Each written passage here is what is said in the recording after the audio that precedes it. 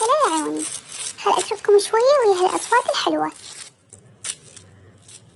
شنو البورق سويت لكم؟ يلوق الحل حلق بورق لحم بعجينة ولا غلطة.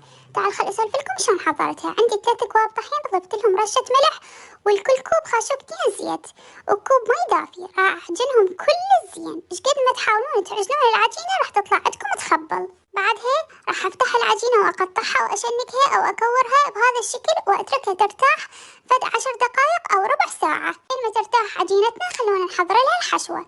عندي لحم مفروم راح أحمسه، وأول ما يتغير لونه راح أضيف رشة ملح ورشة فلفل أسود، وعلى جهة رامة كرفس ناعم، وتكون كمية الكرفس ضعفين من كمية اللحم.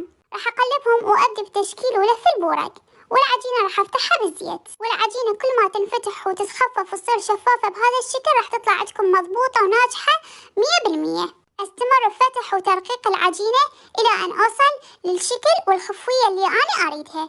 راح أحشيها باللحم المفروم والكرفس وألفهم بهذا الشكل.